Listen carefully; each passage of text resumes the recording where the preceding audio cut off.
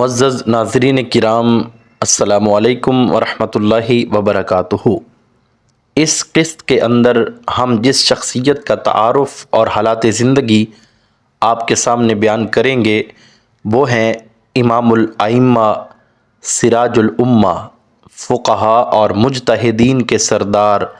نعمان بن ثابت یعنی امام اعظم ابو حنیفہ رحمۃ اللہ تعالی علیہ۔ آپ کا پورا نام اس طرح ہے: نعمان بن ثابت بن نعمان بن مرزبان۔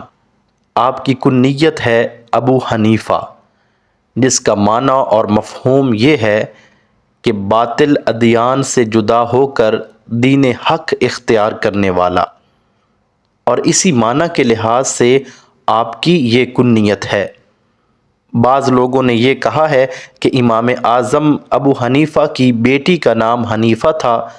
اس لیے ابو حنیفہ کنیت رکھی گئی،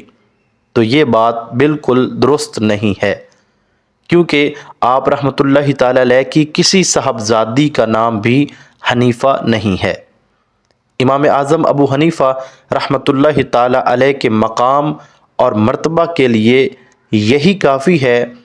کہ نبی پاک صلی اللہ علیہ وآلہ وسلم نے آپ کے ظہور کی خوشخبری اپنے صحابہ کو سنائی ہے۔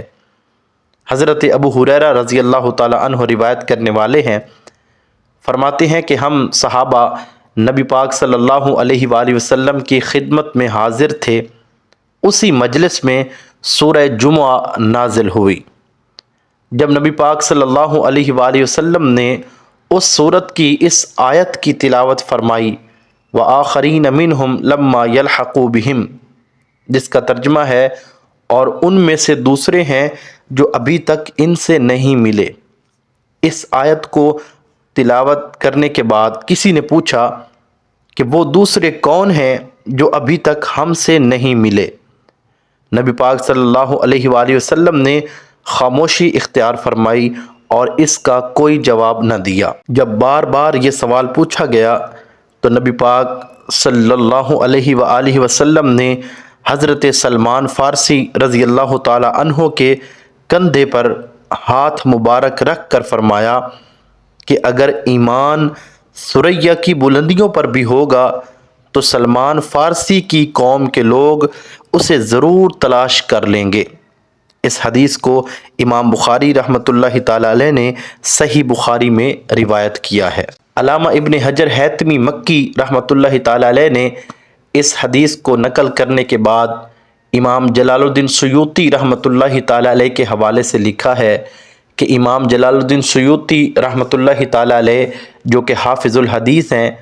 وہ یقین کے ساتھ فرمایا کرتے تھے کہ اس حدیث اور خوشخبری کے مصداق اور حقدار صرف اور صرف امام اعظم ابو حنیفہ رحمۃ اللہ تعالی علیہ ہیں، کیونکہ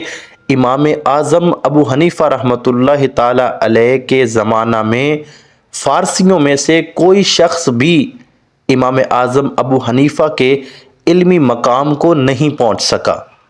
بلکہ آپ رحمۃ اللہ تعالی علیہ کا مقام تو الگ رہا، آپ کے شاگردوں کے مقام کو بھی کوئی نہیں پہنچ سکا۔ اور اس خوشخبری کی تائید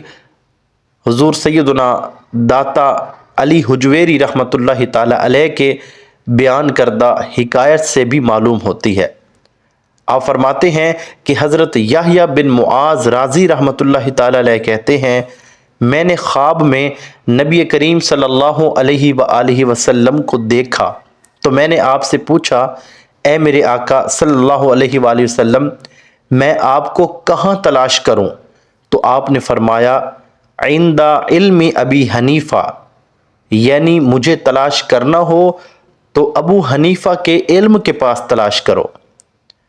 اور امام اعظم ابو حنیفہ رحمۃ اللہ تعالی علیہ کے دادا جان اور حضرت علی المرتضیٰ رضی اللہ تعالی عنہ کا آپس میں قریبی تعلق تھا، اور حضرت علی رضی اللہ تعالی عنہ نے امام اعظم ابو حنیفہ رحمۃ اللہ تعالی علیہ کے پورے خاندان کے لیے رحمت اور برکت کی دعا فرمائی ہے، جس کی بدولت اللہ تعالی نے امام صاحب کے خاندان کو، بالخصوص آپ کو اور آپ کی اولاد کو، علم و فضل سے نوازا ہے۔